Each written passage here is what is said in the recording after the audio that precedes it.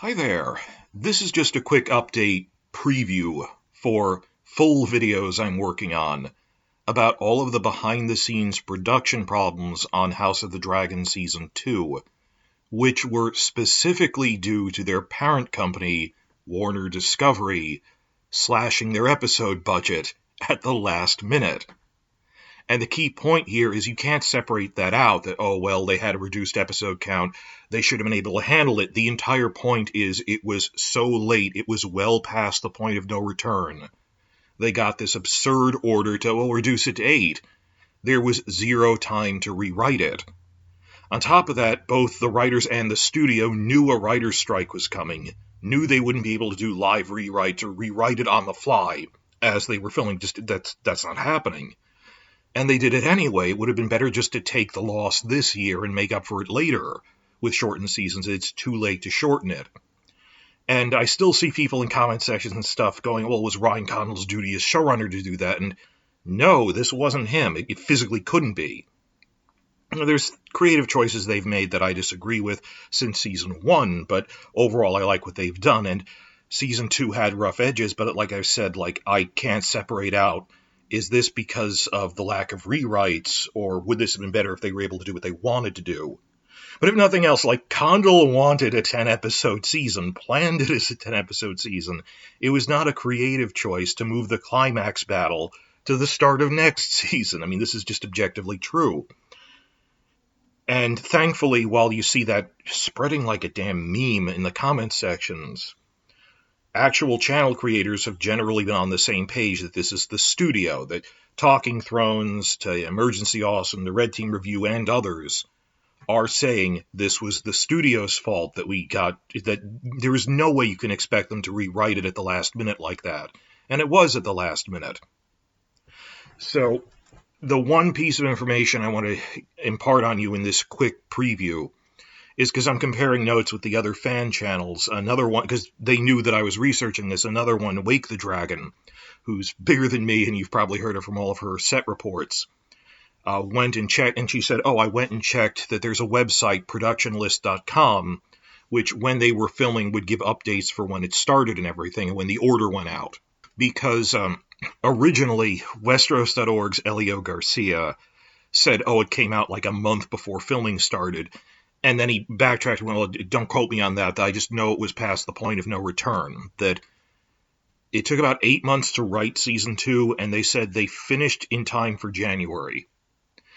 And originally, season 2 is going to start filming on March 3rd of 2023. And then we were confused at the time when we didn't get filming reports until the first week of April is when they ultimately started. We found out they got a pittance of 1 month extension, which was nothing. It's like you might as well have given us 1 day. This isn't enough to actually do anything. So can we tie down when things are going on behind the scenes? Well, Wake the Dragon pointed this website out to me that the update that it's going to be April instead of March came out pretty much the last day of January. Like January 30th is when January 31st is when it updated. So yeah, 1 month before the original filming date, the order went out on cast and crew sheet websites that it was going to be delayed. So this is not a smoking gun. This doesn't inherently prove anything, because when you send out the general order to the filming crew and the cast, that this wasn't pre-production, this was filming with actors, it was going to be on March 3rd.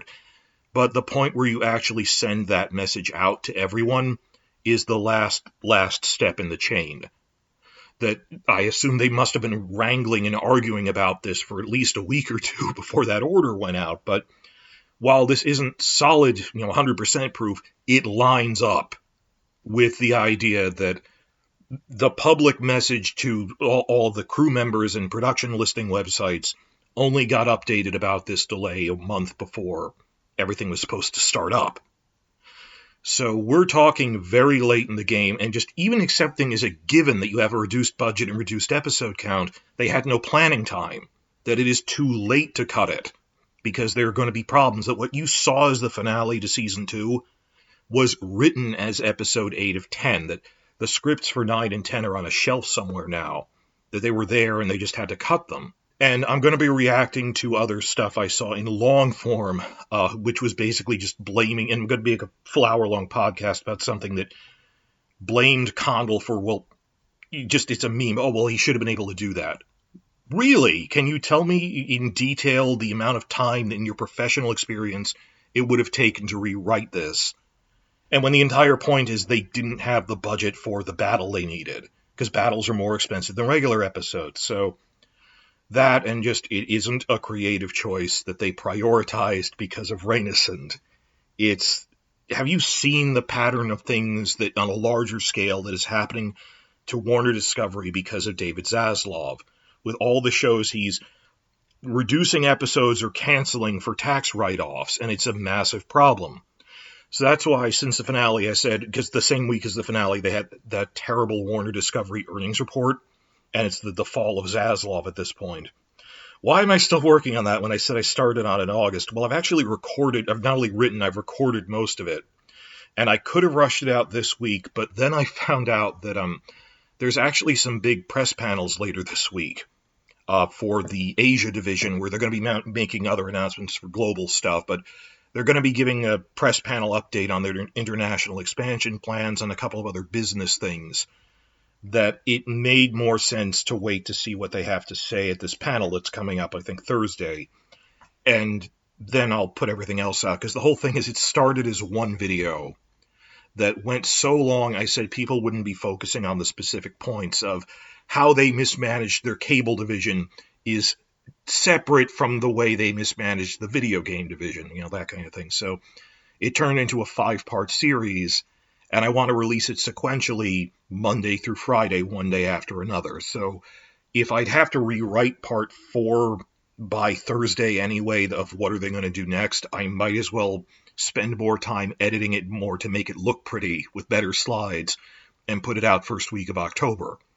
Because it's not like it's, imminently going to be out of date by the first week of October, because it's a large-scale problem of the parent company is being run by our version of Bob Chapek from Disney, basically. So that's where things stand now. I might be able to race out some really quick reactions to the fall shows have begun. Agatha All Along for Marvel and for DC Penguin in the coming week, but I am working on this big industry report series on all the behind-the-scenes mismanagement that they cut everyone's funding. And this will affect everything from DC projects to The Last of Us, of just, we got to get Zaslav out of there. You don't cut the episode count on your flagship projects, which are your biggest money earners. They're driving the growth.